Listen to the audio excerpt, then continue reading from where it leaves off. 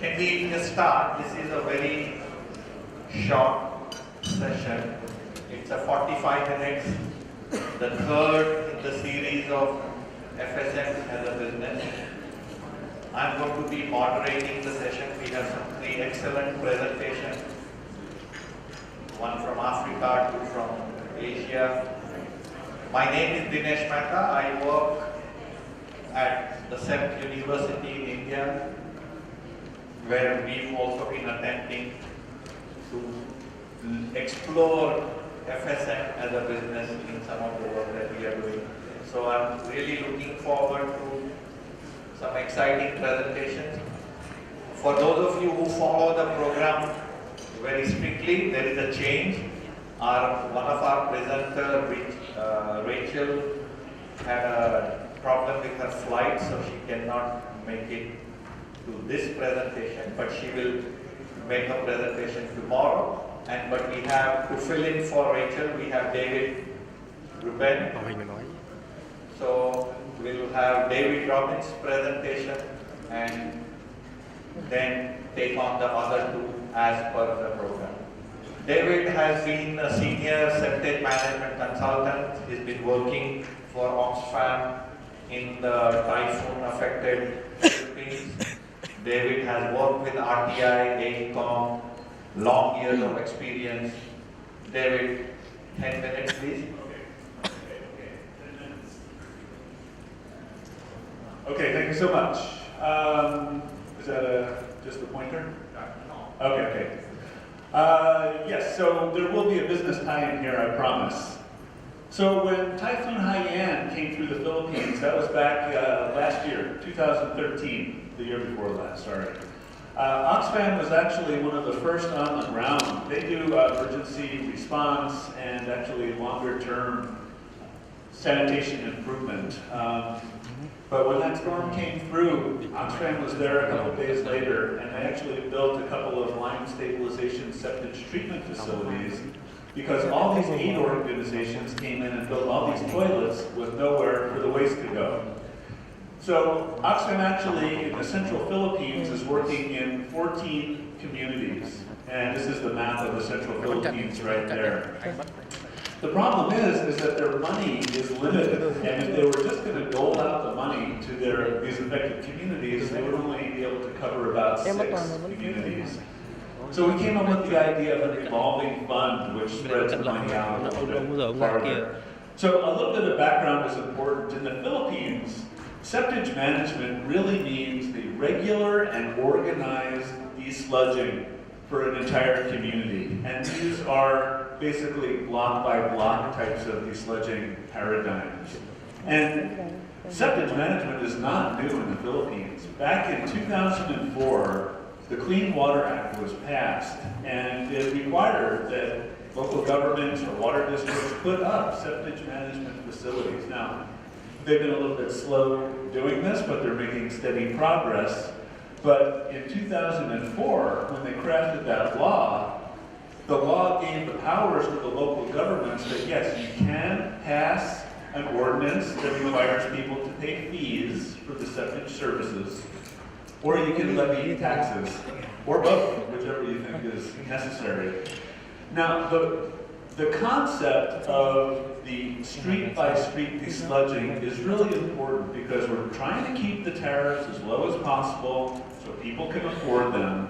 And when you look at desludging block by block, neighborhood by neighborhood, the costs really do come down. You can do this in an organized fashion where the local community leaders can control the traffic, and then they can move the hoses and open the tanks in advance of the trucks, so the truck drivers can just focus on driving their trucks and doing the desludging. But this concept is really based on the concept that if everybody pays a little bit, it's really enough money to fund these programs. And we're not just talking the operation and maintenance, but also the capital expenditures as well. So the idea is also that this becomes considered to be affordable to people when they don't have to shell out all the money at once to pay for the service. If you're paying every month a little bit at a time, that's much easier from the affordability point of view. So here's an example from one of these 14 communities. This one is B1 in eastern Samar, and this is the community where Typhoon Haiyan first hit. And I think the storm surge was 10 meters, if you can picture that. That's probably about as high as, yeah, third floor of apartment buildings were knocked over by the storm surge. But this is the pro forma. Let's take a quick look. So they've got a coverage area, 6,300 homes. The average monthly consumption is about 18 cubic meters of water per month.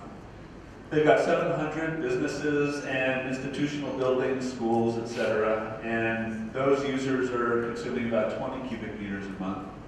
So if you put a tariff on there of about 2.5 pesos per cubic meter consumed, that's about a nickel in US terms, 5 US cents per cubic meter consumed of water. And you add it all up, you're basically charging people about $1 a month, and your revenue is almost $8,000, which is about $1,000 more than it takes to pay off your low interest loan. So the idea is that that's what Oxfam wants to do, is make low interest loans, because the experience in the Philippines is that these are cost recoverable programs in about 4.5 years with these low tariffs when everybody can pay. So this is, again, we're Septage 101, but it's important because these are the three components of the septage management programs: low-cost treatment and collection technologies, promotions campaigns that are evidence-based and drive the willingness to pay for the services, and the supportive environment. And the idea is that when all these things come together, that's really when you can achieve the success. And when we talk about the supportive environment, we're talking about education of local staff at the government, we're talking about the fee schedule and a local ordinance that specifies the procedures, the rules, the regulations, and the penalties for non-compliance. And what's critical with this paradigm is that Oxfam will get involved once these three components have been identified and the local ordinance is in place. So we do a lot of capacity building in the first few months to work with the local government so that they can pass their local ordinance, and that guarantees the funds flowing back. So this is really how their revolving fund works. It's administered by a third party, because Oxfam really wants to get this going and then have an exit strategy in a couple of years, but the fund will live on. Training of accredited technical service providers. In the Philippines, they've got the Department of Environment and Natural Resources, DENR, which maintains a cadre of experts that can help water districts to do things like non-revenue water reduction, etc. And with this Oxfam program, we'll be building their capacity to help local governments figure out their septage management programs. The program that Oxfam is working on will provide 0% loans for 3 years. I've only got 2 minutes, no problem. It's going to encourage repayment through the local ordinance that's guaranteed, and also by sort of the building a camaraderie of the local governments that participate through the League of Municipalities. And this is how the revolving fund works. This is a very simple concept. Basically, the LGU, once they pass their local ordinance, can apply for the funds. They will then use the money to develop the infrastructure, buy the trucks, hire local private sector, possibly, service providers to do the desludging. Then the institutional and the household users will pay their user fee back to the LGU. The LGU then pays their loan payment back up to the revolving fund, and it revolves. So this is what it looks like during the first year. Oxfam is wanting to put about $560,000 into this program. It's enough to get 5 LGUs started the first year, with an average of about $75,000 investment. But remember that these LGUs will be paying back this money. So at the end of the first year, the fund has a balance of almost $250,000, which is enough to start 3 more LGUs the next year and 2 more LGUs the following year. And at the end of year 3, they've got a balance of about $260,000, which is enough to get 3 more LGUs going, and then the fund continues to revolve. So that's Oxfam's idea. I've got 30 seconds left. We just want to thank the key players. This is not a standalone activity. And there's a lot here, actually. It sounds simple, but there's a lot of detail. If you went to that little website there, we've got it all laid out for you, including the toolkit that LGUs can look at to help them figure out exactly what their tariff needs to be sustainable. I hope you checked it out. It's got a lot of good stuff. 10 minutes. Excellent. Excellent, David. Quick, 2 questions for David. David, please. Right here. 2 questions.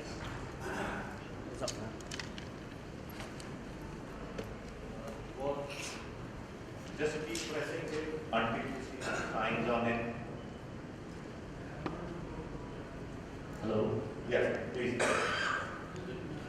The revolving fund concept caught my interest a bit. Can you hold the mic like this? And Worked the revolving fund before. Just a simple question about, you provide the seed money, and is there any interest involved with the payback, or it is, and then, what is the timeline in terms of grace period or something, etc. Just the mechanics of it. Okay, wait, one more question, and maybe you can take 2 of them there. Yeah. Quick.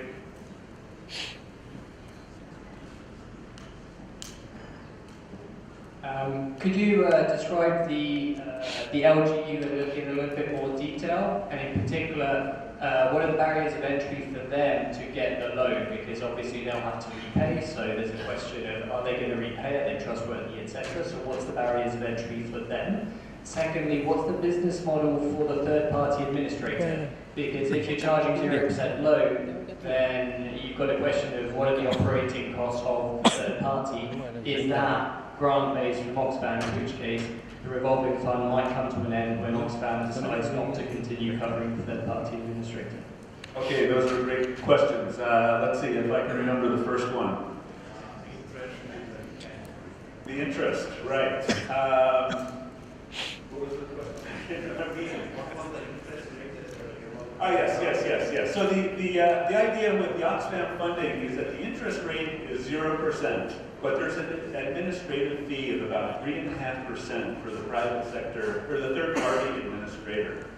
And that also includes the fee that these accredited technical service providers will be charging, because they're consultants. So that's a very good question. The term is 3 years, and there's a 6-month grace period to let things start up a little bit. That was the first part. He had a second part question, or was that? Okay, so yes, for the private sector company, their money is guaranteed by the fees that are passed through the fee schedule in the local ordinance. So every month, that money comes in. It's either a tax or it's added onto the water bill. And the way that this business model is developed is it's got some fudge factor baked in. So it's assuming that only 85% of the people are going to really pay, even though 100% might be billed. And it's also figuring out that only about 70% of the people that are supposed to comply will comply. And it's also based on the fact that any trucking program or sludge collection program will not be 100% effective. There's going to be times when the driver is sick, the truck's got a flat tire or whatever. So we're making in 30% of the time that truck will be not moving.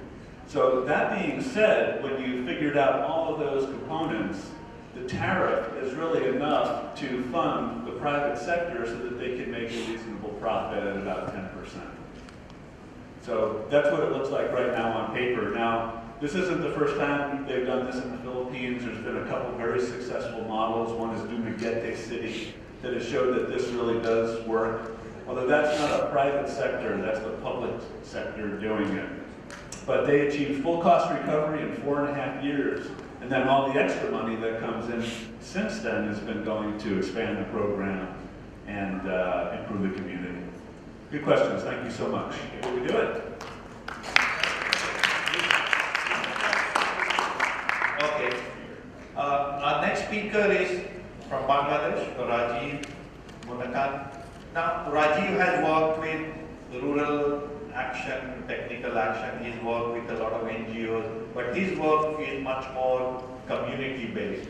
So from a very positive response of how successful it can be in the Philippines, we'll see how it has not worked in Bangladesh and what are the issues and problems. So Rajiv. Thank you.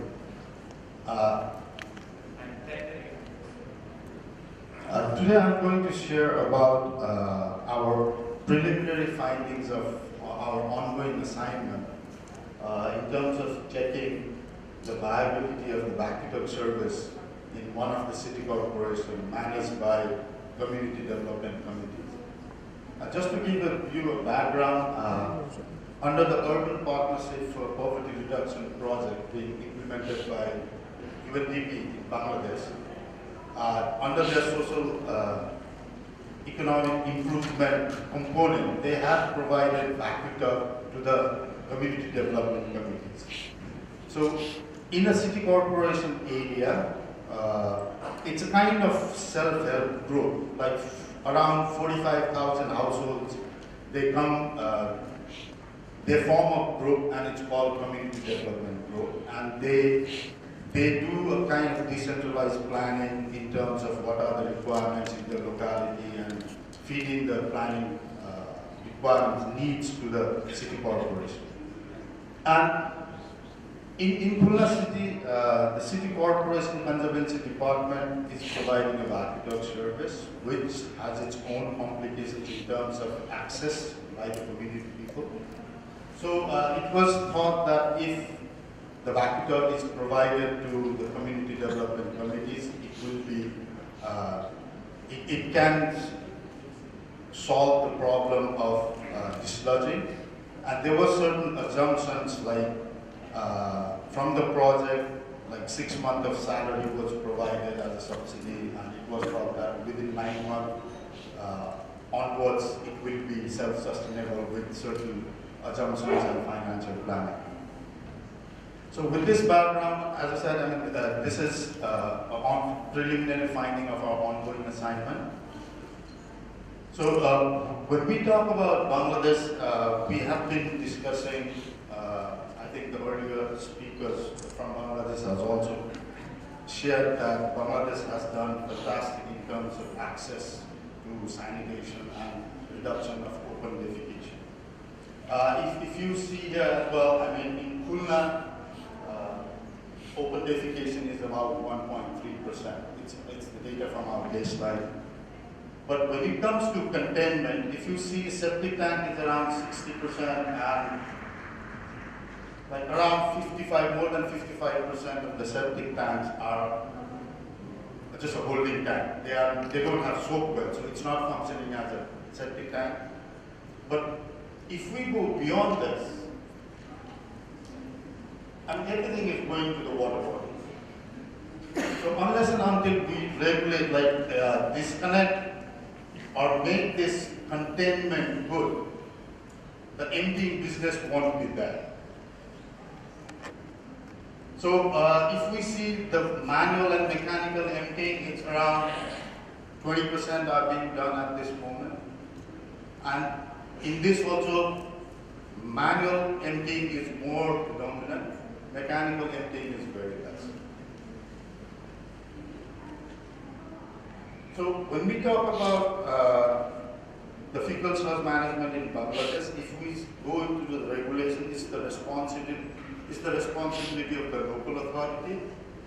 In the city corporation like Khulna and in Dhaka or the small towns where there is no water and sewerage authority, it's the responsibility of the city corporation, but where there is the cities, where there is WhatsApp, there is an overlap. So it's kind of everybody's responsibility is nobody's responsibility. So it's kind of not working as expected.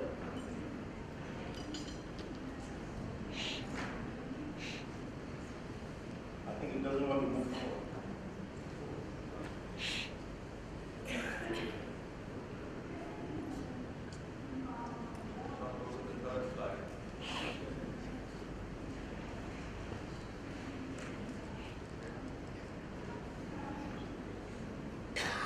Okay, when we're talking about backup service, it's simply like if my there is no scheduled dislodging. So if my septic tank is filled, I call the backup service provider. They come, they empty the pit, they dispose in the disposal site. In Khulna, there is just a trenching ground. There is no treatment plant. So this is the ideal situation. But in reality, if you see, as in the earlier session also, transport, because of the long hauling distance between the disposal site and the point of intake, these operators tend to dispose to the nearest water body to minimize the distance and also save some cost.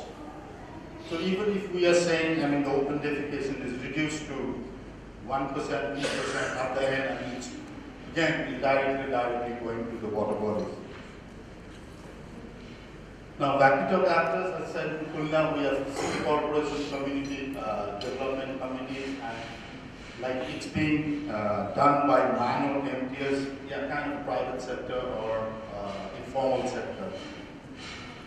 So we did a quick study just to analyze how the existing emptying service can be made more sustainable and viable. So if we see the cost structure, I mean, more than 50% of the expenditure is on salary. And fuel is around 26%. If we see the cost of the empty, it's around $7.6 a thousand liter from the community development committees.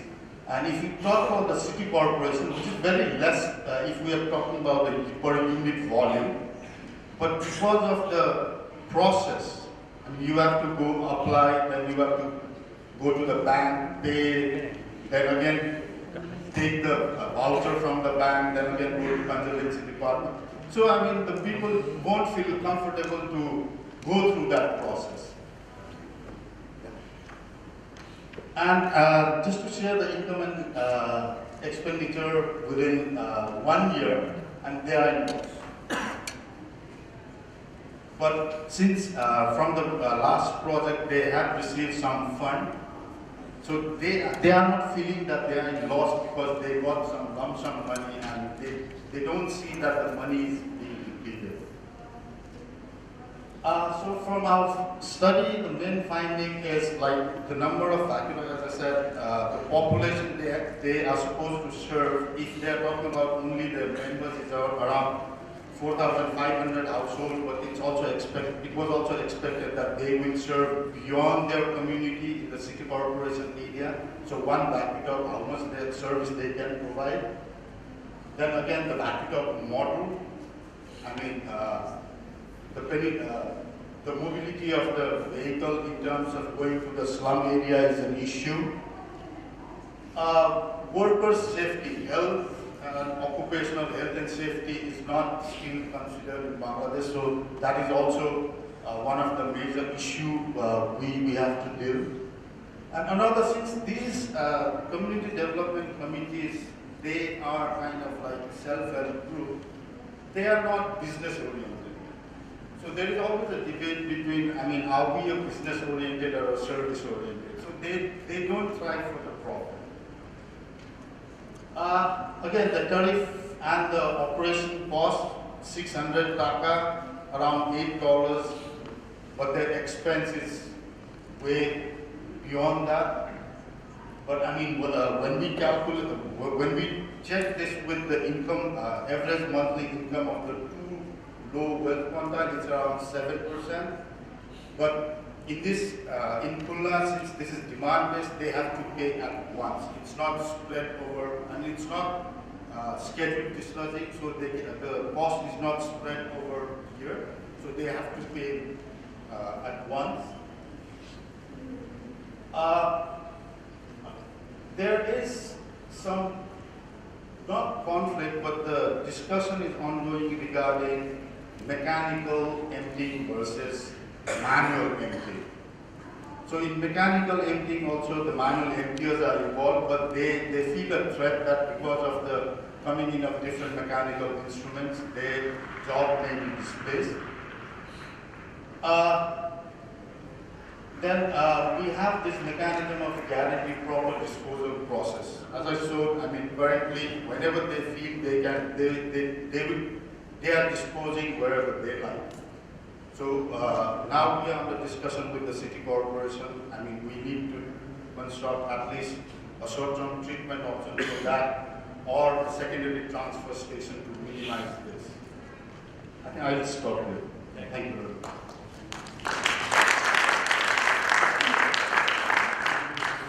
Quick, 2 questions. Any? Steve, there.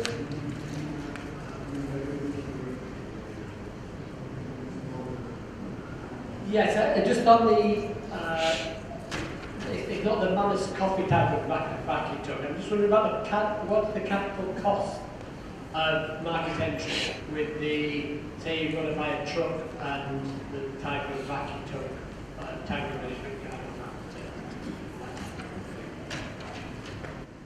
In Bangladesh, it's also quite interesting. Developer is here, the DSK. I mean, there's one manufacturer, it's called Mods, who have been producing vacuum trucks since last 10-15 years and are also exporting to other countries. And they have started from MK1 and now they have reached up to MK6, starting from 200 liters, now they have reached to 5,000 liters, 5,000 liters capacity. So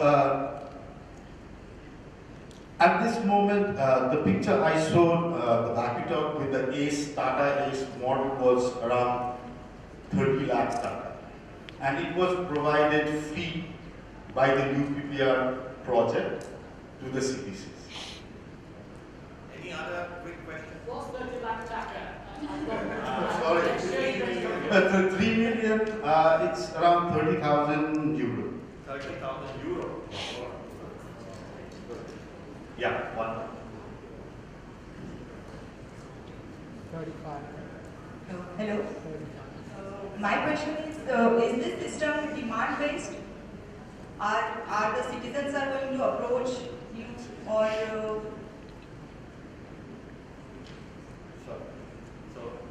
Yeah, actually at this moment it's on-call service. Okay. And how this system will compete with the private operators who are disposing it anywhere they want? Actually, there is no mechanical private operator system. It's manual emptying. Manual emptiers are there. Manual emptying is cheaper, so that's also one of the issues that the vacuum trucks are not being demanded, since the manual emptiers are cheaper. But now, I mean, from the program side and also from the city corporation side, I mean, we have been promoting the vacuum trucks, I mean, the operation of the vacuum trucks, and there we are doing a kind of formative research in terms of what type of information are needed, what type of promotional materials are needed in order to create demand among the citizens. Thank you. Okay, I know there are other questions. We'll take them in the final round. Najib. Now invite Najib Lukoya from the Kampala. I'm told now it's called Kampala Capital City Authority. It used to be Kampala City Council in the early days. So Najib is, as you can see from the Director of Public Health and Environment, he's looking at how private sector can be made efficient in the city of Kampala. And he tells me he's also working for PhD at Buko University in Austria. Good luck.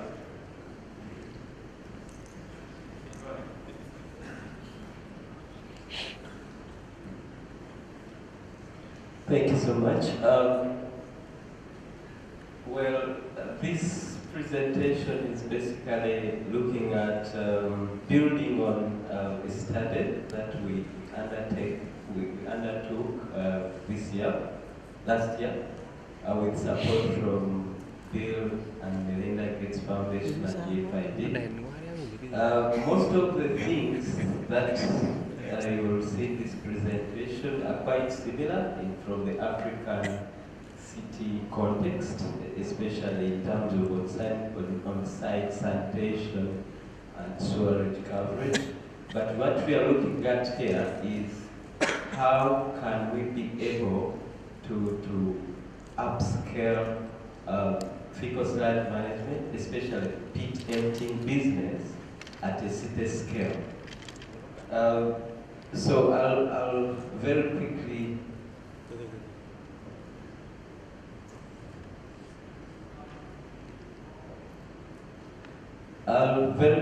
take you through the current state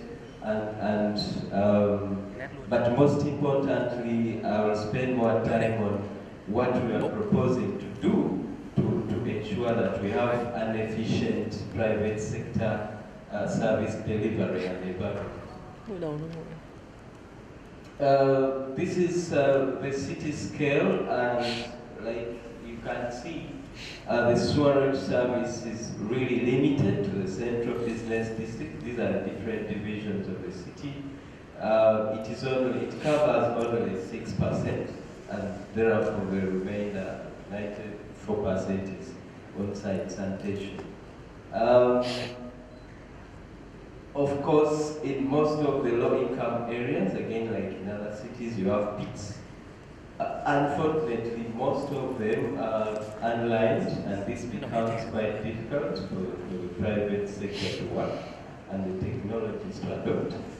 But you also have high-income areas where you use the septic tanks.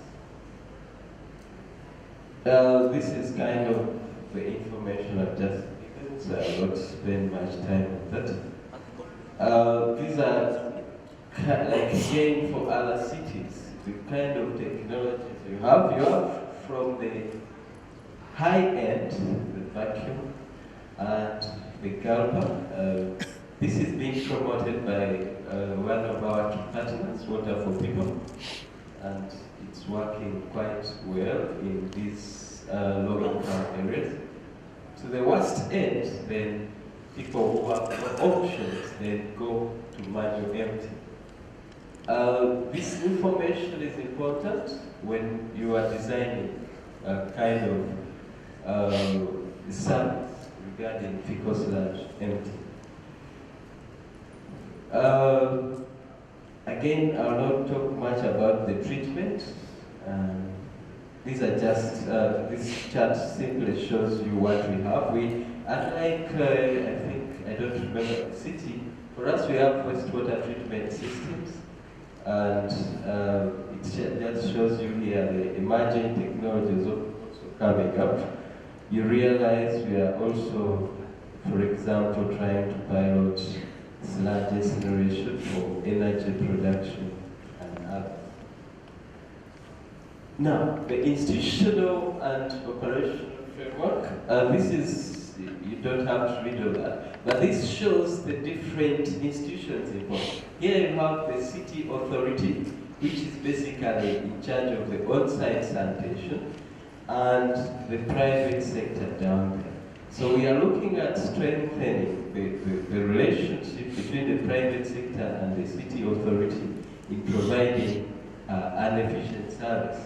Of course, you have other players like the National Water and Sewerage Corporation, which is in charge of the treatment end, the environmental regulatory agencies. Now, this is more of standards, the NGOs who support in terms of capacity building and co-funding in some cases. So this is what we are looking at. And we are drawing lessons from the solid waste system, which is kind of working very well. So we have an operational area. At the moment, you have a block of the city which is unzoned, and the private sector works wherever they want.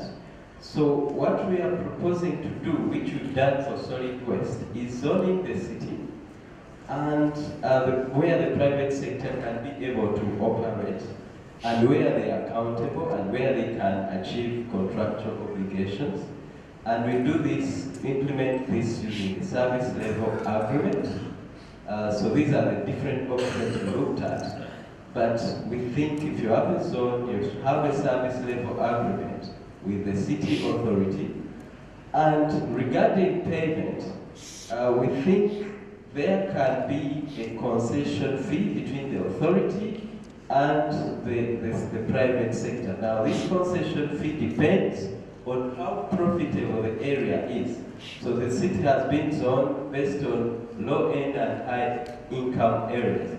So depending on the zone, then the private sector can be able to say, okay, this zone is profitable, so I can't offer a service fee, or I mean a concession fee, and in that case, the concession fee becomes zero.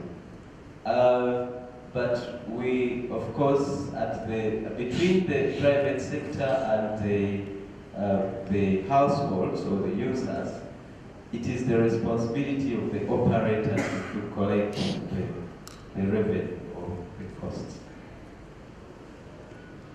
Okay, so basically it is very clear that the demand is very high, and that is good news for the private sector because they have business. And the institutional and operational framework is enabling for the private sector to work. So what we are doing, we are going to do zoning, and we shall have service level agreements. As the urban authority, we shall need to popularize the sanitation, marketing, and of course do the enforcement and regulation. Thank you. Thank you.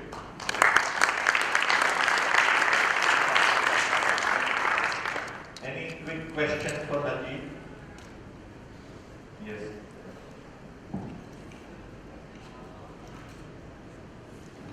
Thank you. I'm Aldi from Indonesia. As comments as instructed, it's a very quick question. Have you determined the willingness of paying? How much they're willing to pay for Kampala regions, zones? Thank you. Thank you. Good question. Yes, I didn't want to present everything here. Willingness to pay, we did. And you find a mix of those that are already paying very high costs and those that are paying low costs. We've done this, and I think it also, we also used it to inform the zoning, so that in each zone you have areas where people can pay a very high cost, and low-income areas where people are kind of will require a cross-subsidy to be able to get. Thank you. Great. I think let's do a panel in David, Rajiv, Najib. I think that what's emerging is that there is a situation in the low-income areas in Khulna where, despite giving the vacuum tub for free as a grant, the business is not making profit. We have a situation in Kampala where a range of systems exist, right from a high end, as you call, and then Steve's gulpers, and then we have the manual scavenging, and then we have a situation in the Philippines where the whole business model works through the urban local government taxation structure, and so therefore the user interface with the private operator does not exist now. Are there other takeaways? Are there some other questions that you wanted to ask and you did not have time? I think you had a question. Yeah?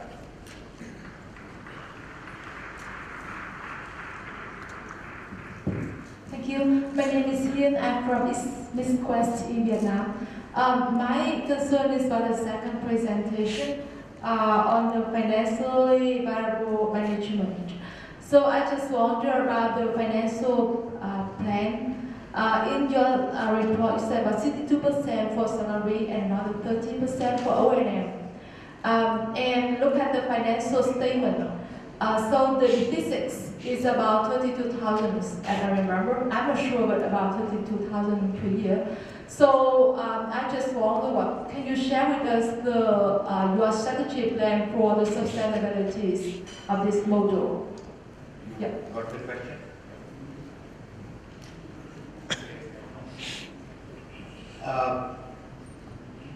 At this moment, we have not really started interventions.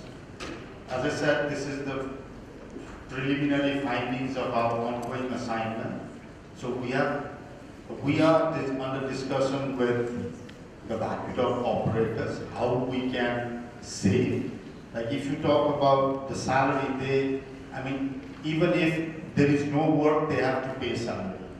So when we talk with the executive committee of the CTC, the committees, they came up with the idea, why don't we pay per service? If they go out to empty, then per trip, the driver and the operator will get. Rather than, just in one of the months, if you see, they did only one trip, but they have to pay the salary. And another is regarding, we are also discussing with the city corporation, the local authority, in order to explore the possibilities of establishment of secondary transfer station, whether it can be fixed or kind of mobile lab. The current vacuums are just 500 liters. So every time that they have to travel two-way around 20 kilometers to dispose that 500 liters worth. So in that case, if we can minimize that transport by having, let's say in the city corporation, they have a tanker of 4,000 liters. So instead of having a fixed transfer station as well, if those small vehicles can dump into a mobile tanker, which is 4,000 liters, so only one large tanker with 8 loads of small vehicles can travel. So there are different possibilities. So at this moment, but I don't have the figures, but we are exploring the possibility how to make it more viable. Thank you. There was a question from there, and then at the end. Yeah, please, go on. Yeah, it's a reflection, basically thinking at the three presentations. Thank you for the presentations. I'm thinking how often, because the technology is in a country, then that becomes the default solution. So in Bangladesh, VacuTalk was introduced, and it's VacuTalk forever. It's almost equally emptying, right? And in Philippines, it would never be VacuTalks, it would always be big tankers maybe. I don't know if the Gulf becomes the default solution. My question is, how can we compare better? Because as moderator you were comparing, but I think we should compare really the performance in terms of health and safety of emptying, whether it's dumped in the right place and so on. And from Kampala, I haven't heard so much about health and safety, or whether it's dumped in the right place. From Philippines, I assume there's health and safety standards and it's dumped in the right place. And Rajiv, maybe you could say a little bit more about it. Yeah, okay. Since you mentioned the moderator, given that this is a business session, I was talking about the money aspect, but yes, the other things are important. What I'm going to request is, I see many hands, so if you could please take a few notes. There was a gentleman at the back of the room, and as we are talking sludge management, the project, and my question for the Oxfam project here, does it stop after collecting the sludge? Is there any utilization, any sustainable management plans anywhere of these projects? I would like to hear what are the next steps for all three projects. okay, good question. the front end. Thank you. I want to ask all presenters, normally when we think about fecal sludge management in developing country, it's not just simple. For example, in the case of Kampala, for example, 90% of the people cannot afford to fulfill their basic needs. And in such cases, trying to privatize the fecal sludge management is unthinkable. And I think what we are talking is very ideal and theoretical. We have to think about the income and the status of the economic status of the people if we want to implement realistic fecal sludge management. Otherwise, it will be just simple. Okay, good point. Maybe we'll just ask the panelists to respond one by one, but I would finally respond to your comment. Okay, I'll start with Antoinette's comment. One thing about the health and safety in the Philippines, are they dumping it in the right place? I'll mention one of the things that's very nice about these organized desludging programs where people pay a fee. The desludger doesn't get paid until he brings, or she, brings the load to the plant and gets credit for that load. Now, there's one more point there, is that when they are paid based on the volume, that's an added incentive for the desludger to get all of it, or as much as they can, because that's money in their pocket. You know, instead of just dumping the hose in the tank and sucking out the liquids and leaving the solids behind, which is very common. The other point that Antoinette raised was, how do we know it's the best alternative? Is line stabilization always going to be the answer? Well, I think that what the answer is you really have to do a cost-benefit analysis for a bunch of technologies, a bunch of different kinds of trucks. You're looking at the longevity of the equipment, how easy is it to operate, how easy is it going to be to repair, to maintain, et cetera, et cetera. There's a lot of criteria, and you really need to consider everything, because in the end, you know, you're going to have to face pretty tough questions when people a year or two later do this. How come you chose that technology? So do your homework. Does it stop after the collecting of the sludge? I'll just go ahead. Well, yeah, that's a very good point, because what Sally Soils or Sally Sludge mentioned earlier today, I don't know if she's here, was really true, is that, you know, this fecal waste is excellent material for growing, for repairing the soils that we have so damaged. But that being said, in the Philippines at least, that waste doesn't have much value. Dumaguete is the model that I'm very familiar with, and there, they can give away that waste, but people aren't buying it, to the best of my knowledge. The city is using it for some greening programs. They are planting 1 million trees a year and doing it like that. So it's got value, but I think that more education on the real value there is necessary to realize that value. And then the third point is on the affordability, and that's totally correct.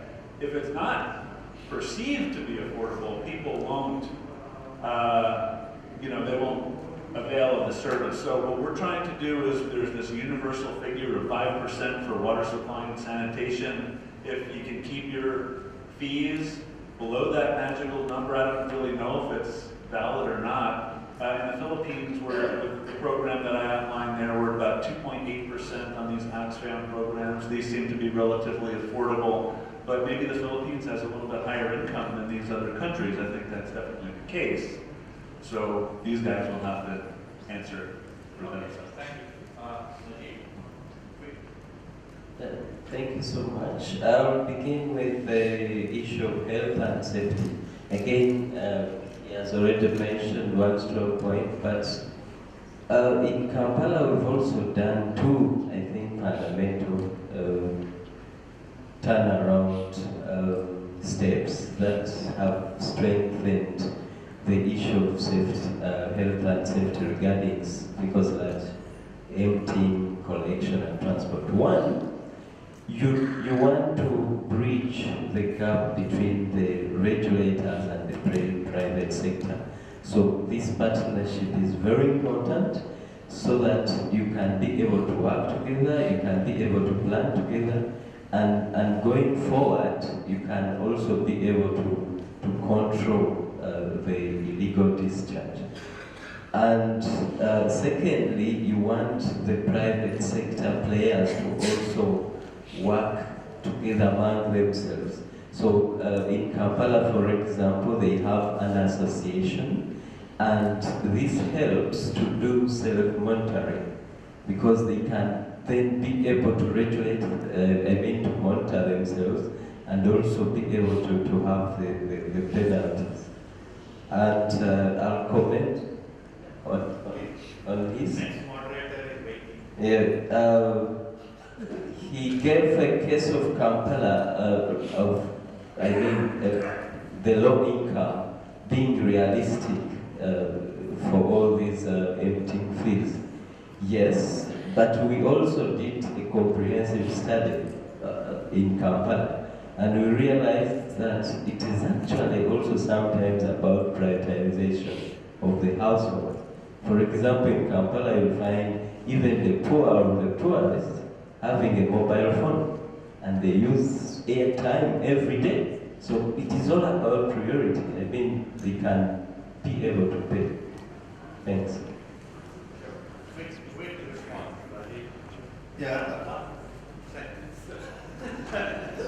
Yeah, let me respond with health and safety. Like when we started working with the manual MTOs and the backdrop operators, when we discuss with them, they are not putting health as the primary issue. I mean, when we told them, why don't you wear gloves or a mask, they said, it gets so suffocated. I mean, I can't work with hand gloves.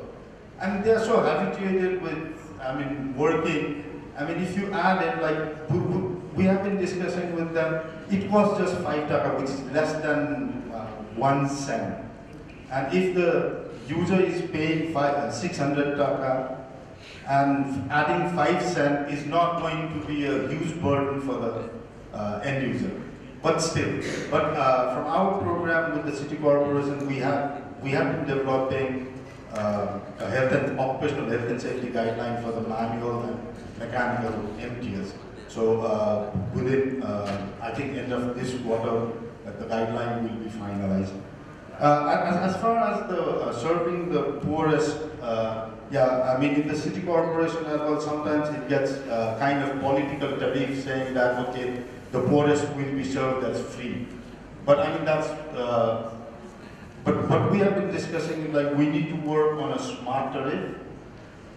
But I mean, it needs to be worked out with the city authority and also the utility and the community, depending upon their income status, kind of cross-subsidize among the tariffs, like different tariffs for the different income groups. Thank you. Yeah, excellent. I think we're really running out of time. I think this was the last of the FSM as business sessions. Throughout the day, we've discussed a range of issues. The key point really is what are the various business models that exist, the user pay, the taxation base, the demand base versus regulated systems, what Rajiv was just talking about in terms of affordability. Do we talk about cross subsidies or do we really talk about free service to the poor? I think range of these models exist. We really need to contextualize them in the situation in which we work. Some models may work in one context and may not work in the other. But I hope there are enough takeaways, and I hope that on the last day of the conference you will have 3 takeaways from, I think, the whole day's session. So we don't really have time to discuss those takeaways, but thank you all. Let me join me in thanking the 3 panelists and everybody.